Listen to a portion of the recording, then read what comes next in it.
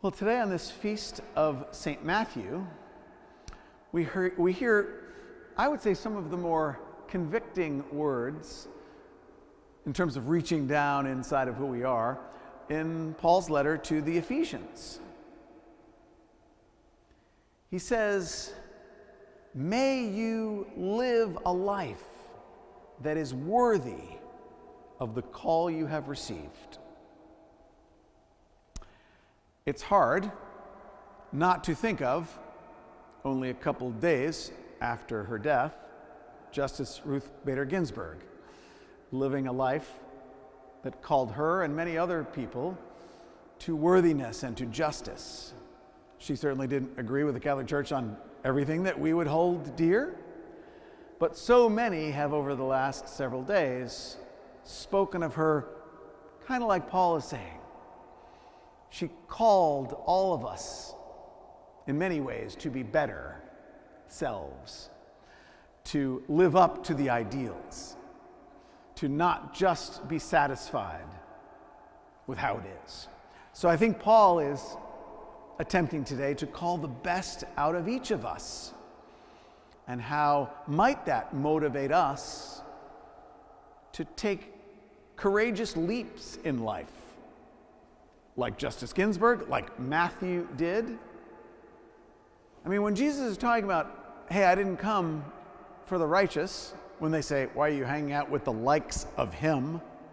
We should substitute in our minds, when we hear the phrase or the term tax collector in the New Testament, we should substitute whoever we can think of in our modern society that would really be on the outs. I don't just mean socially, like not invited to the Tea Party.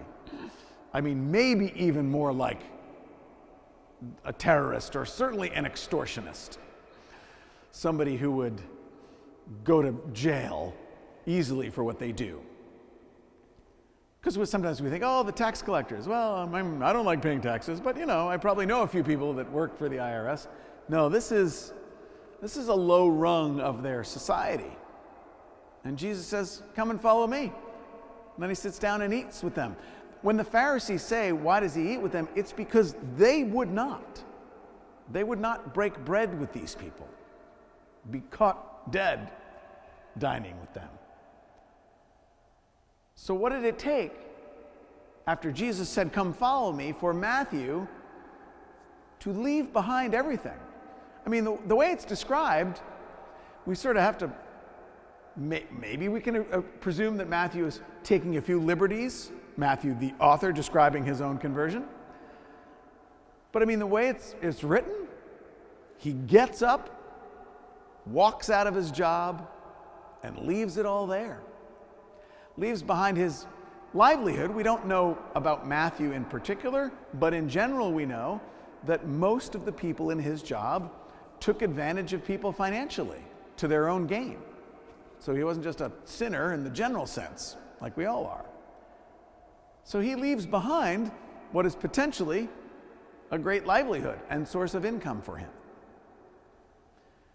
To follow Jesus, to bring about that which we hear from St. Paul, unity in the body of Christ, justice, love. Matthew left behind part of who he was.